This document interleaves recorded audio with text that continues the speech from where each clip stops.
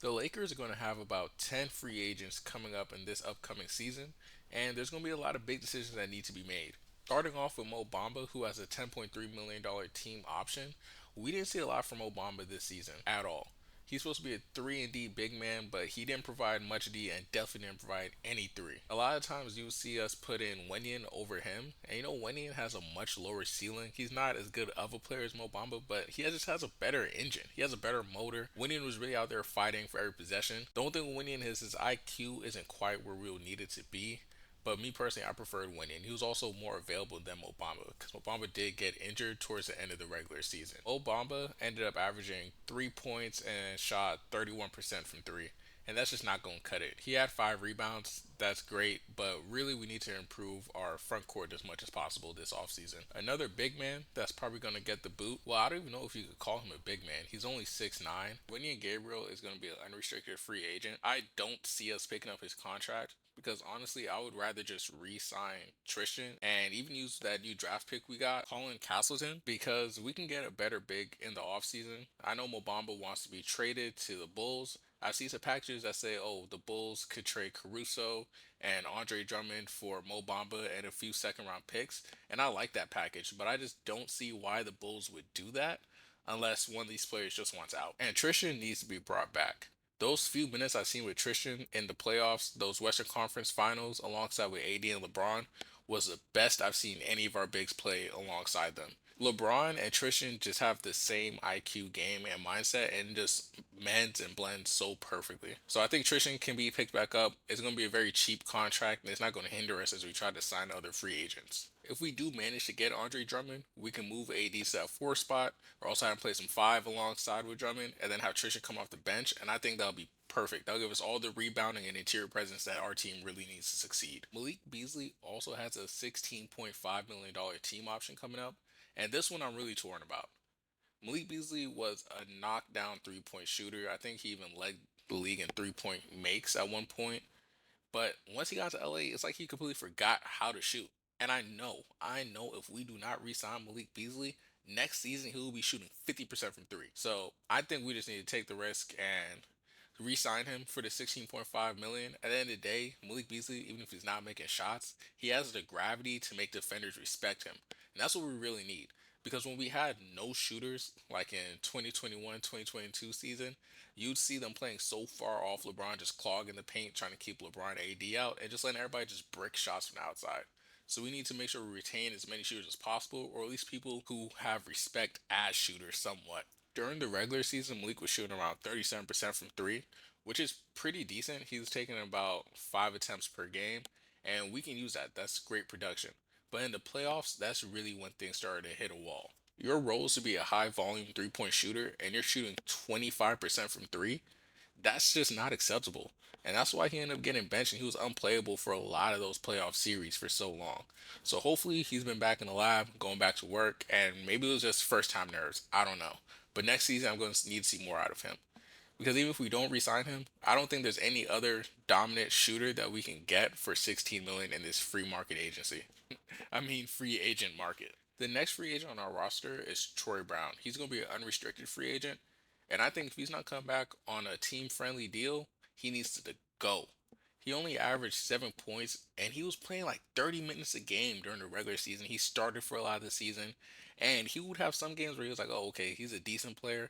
But a lot of times you watch his game and it's just ugly. It is bad basketball. He has good size at 6'6" and he does a decent job defending, but I wouldn't pay him anything crazy for sure to bring him back. Because this is another guy in the postseason that we had to pull off the court and he didn't get any more PT because he just was not able to shoot.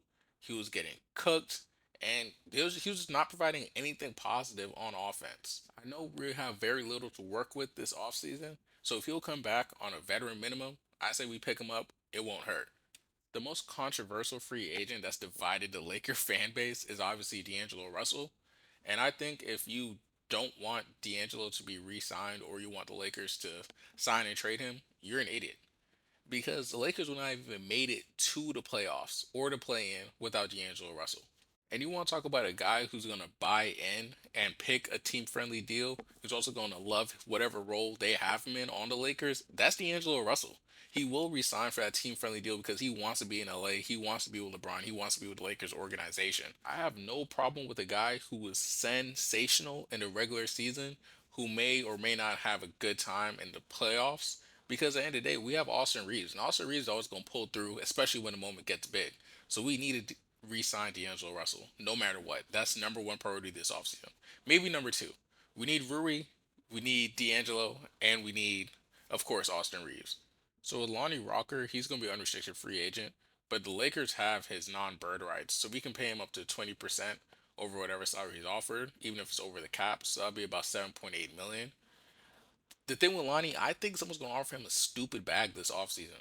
I would not be surprised. We've seen him come off the bench. It just be a crazy spark, like that Jordan Clarkson type of guy. And when this dude is on, he is fearless. He is cold. So I think as long as it isn't too far over that $7.8 million number, the Lakers will pick him back up.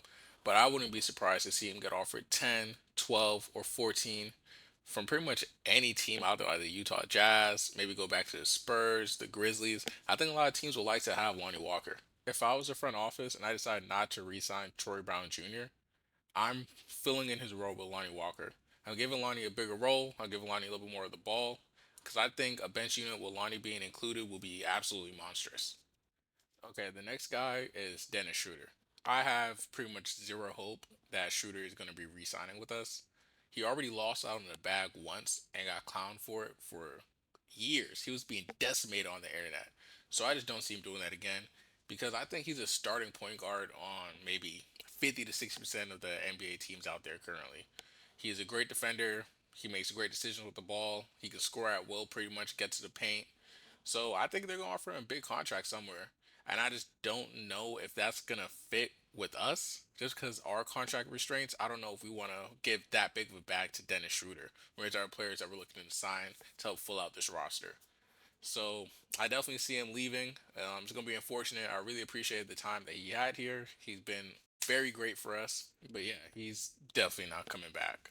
There's too many LA teams who need a point guard. The Clippers need a point guard, and I know they're going to be offering the bag.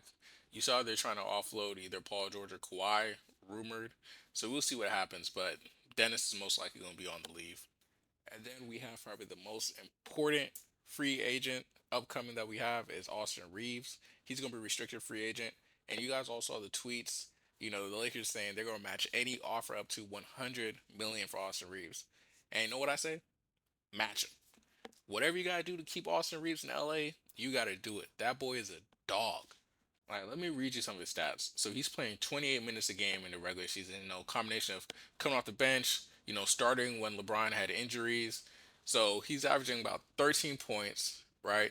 He's shooting 63% for two pointers. Then he's shooting almost 40% on threes. And he's playing good defense. And now in the playoffs, he turned up even to another level. He's averaging 17 points and shooting almost 45% from three. He was one of the top three best three-point shooters in the whole playoffs. This man is a dog. I think he's the third best player on the Lakers currently, and they need to do whatever they can to keep that boy. What did Austin say? I'm him. I'm him. Rui Hachimura is the last free agent on this team. He's going to be restricted, and he was also so big for us in these playoff series, especially against the Nuggets and against the Wolves too. Because remember, they're trying to say, oh, Rui got 20, 30 points. Let's see him do it again. Let's see if he can do it again. That man was shooting almost 50% from three. And these shooting splits are just so beautiful, man. 29 points, shooting 83% for three, 5 of 6. We're seeing 19 points, shooting 100% from three, 2 for 2. We're seeing 4 for 6. This man was just lighting it up, and he's so big. So he's going to be a great defender. He's going to be a great wing piece for us. So we're definitely going to see him get re-signed. The number doesn't matter. Whatever we can afford, we're going to give. And I think he wants to come back as well because we gave him such a big role with this team. So overall, I think the Lakers are going to be in a very tough spot making some of these decisions, but I expect a lot of the roster to remain pretty much the same. So like, comment, subscribe. Let me know what you think and what direction you think the Lakers are going to end up going. Action with Reaves and Schröder. Cross court, Hachimura drives the closeout. Good jump stop and little short jumper is pure. Sheet all the way over. Ja Morant gets room shooting, creates spacing. Hachimura puts some shooting. outside Hachimura. Russell had those 3 big threes in game 4. Shot clock at 6. Rui puts it up and in.